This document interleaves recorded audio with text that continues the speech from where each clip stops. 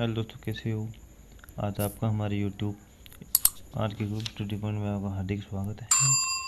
आज हम भारत की नदियाँ एवं करण जी की कुछ अति महत्वपूर्ण प्रश्न देखते हैं तो इस प्रकार है। तो चलिए हम अपना वीडियो स्टार्ट करते हैं। वीडियो अच्छा लगे तो लाइक कीजिए एंड सब्सक्राइब कीजिए। हमारा पहला प्रश्न है, कावेरी नदी की लंबाई कितने किलोमीटर है। तो कावेरी नदी की लंबाई 760 किलोमीटर है।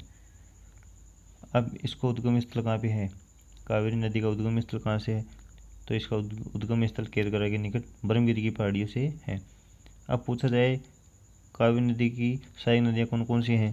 तो इसकी सहायक नदी हेमावती है, लोकोपावना है, शिमला है, भवानी है, अमरावती है, स्वर्णवती इनकी अन्य सहायक नदियाँ हैं। अब अपना नेक्स्ट क्वेश्चन है, गोदावरी नदी की लंबाई कितनी है। तो गोदावरी नदी की लंबाई 1450 किलोमीटर है। तो इसका राइट आंसर डी हो जाएगा। अब गोदावरी नदी की उद्गम स्थल कहाँ से है। तो इसका उद्गम स्थल नासिक की पहाड़ियों से है। नेक्स्ट क्वेश्चन देखते हैं अपना, श्रवण रेखा की लंबाई कितनी किलोमीटर है। तो श्रवण रेखा की लंबाई 480 किलोमीटर है। तो इसका राइट आंसर सी हो जाएगा। अब श्रवण रेखा का उद्गम स्थल कहाँ से है। तो इसका छोटा नागपुर से है। छोटा नागपुर से इसका उद्गम स्थल है। ये उड़ीसा, झारखंड, वेस्ट बंगाल से होकर गुजरती है। नेक्स्ट क्वेश्चन देखते हैं अपना, चौथा क्वेश्चन, महानदी की लंबाई कितनी है। तो महानदी की लंबाई 890 है। इसका राइट आंसर हो जाएगा, ये तो पहला ही हो जाएगा इसका। अब पूछा जाए महानदी का उद्गम स्थल कहाँ से। तो इसका उद्गम स्थल सिहावा के निकट रायपुर से है। रायपुर से है। अब इसकी सहायक नदियाँ कौन कौन सी हैं। महानदी की सहायक नदियाँ कौन कौन सी है। तो सियोनाथ, हसदेव, उंग, इब, ब्राह्मणी एवं वैतरणी नदी इनकी सहायक नदियाँ हैं। अब अपना पांचवा प्रश्न है, ब्रह्मपुत्र नदी की लंबाई कितनी है। तो ब्रह्मपुत्र नदी की लंबाई 880 है। तो इसका राइट आंसर ए हो जाएगा। अब ब्रह्मपुत्र नदी का उद्गम स्थल कहाँ से है। तो इसका उद्गम स्थल मानसरोवर झील के निकट तिब्बत सांगोपो से है। कहाँ से, तिब्बत सांगोपो, तिब्बत सांगोपो से है। अब नेक्स्ट क्वेश्चन देखते हैं अपना,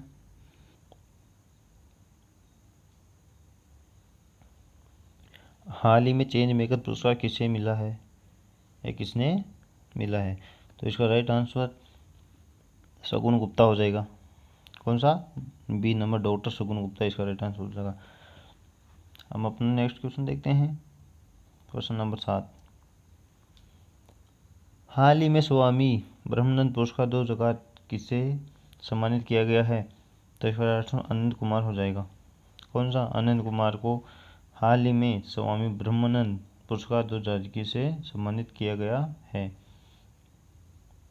human rights and terrorism in India के लेके कौन है। तो इसका राइट आंसर कौन सा है, सुब्रमण्यम स्वामी। अब human rights and terrorism India नामक पुस्तक ये बताती है कि हमें आतंकवाद का मुकाबला कैसे करना है तथा इनका सामना कैसे करता है। उनके प्रबंध भीतर मानव और मौलिक अधिकारों को एक साथ कैसे जीता जा सकता है, यही इसका उद्देश्य था। नेक्स्ट क्वेश्चन देखते हैं अपना, हाल ही में मोरक्को के प्रधानमंत्री किसे नियुक्त किया गया है। तो हाल ही में मोरक्को का प्रधानमंत्री अजीज अखनौत को बनाया गया है। कहाँ का, मोरक्को का प्रधानमंत्री किसी को, अजीज अखनौत को नियुक्त किया गया है।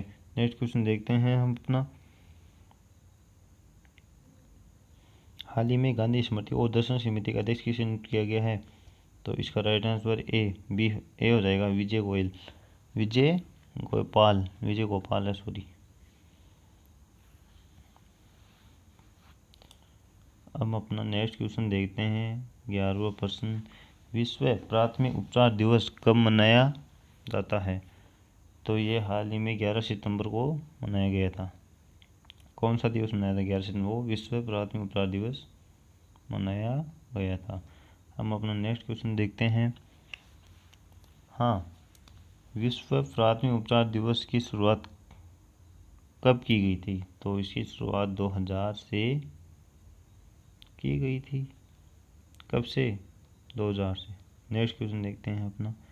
हाल ही में NCLAT के कार्यकारी अध्यक्ष किसे नियुक्त किया गया है?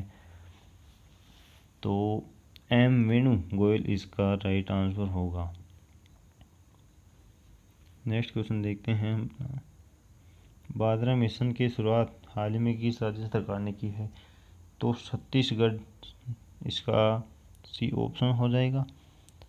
अब छत्तीसगढ़ का CM कौन है? आपको आ जाए कि छत्तीसगढ़ का मुख्यमंत्री कौन है? तो भूपेश बघेल इसका भूपेश बघेल हैं। भूपेश बघेल छत्तीसगढ़ के CM हैं। अब भादरा मिशन की शुरुआत करने का उद्देश्य क्या था? तो इसका उद्देश्य यह था कि किसानों को छोटी अनाज फसलों के लिए उचित मूल्य दर पर प्रदान करना।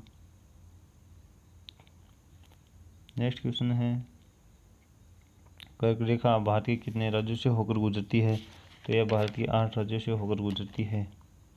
अब पूछ लिया जाए कि कर्क रेखा भारत के किन किन राज्यों से गुजरती है? तो इसका राइट आंसर है तो ये 8 हो जाएगा। किन किन राज्यों से गुजरती है? यह है गुजरात, राजस्थान, मध्य प्रदेश, झारखंड, पश्चिम बंगाल, त्रिपुरा, मिजोरम एवं छत्तीसगढ़। अब एक बात और है कि आपसे पूछा जाए कि कर्क रेखा सबसे ज़्यादा कौन से राज्य में चलती है और कौन से राज्य में कम चलती है? तो मध्य प्रदेश में ज़्यादा चलती है और राजस्थान में सबसे कम चलती है। ये आपको ध्यान रखना है। नेक्स्ट क्वेश्चन देखते हैं अपना। जापान का मैनचेस्टर किसे कहा जाता है? तो जापान का मैनचेस्टर ओसाका को कहा जाता है। किसका ओसाका, किसका मैनचेस्टर है? जापान का।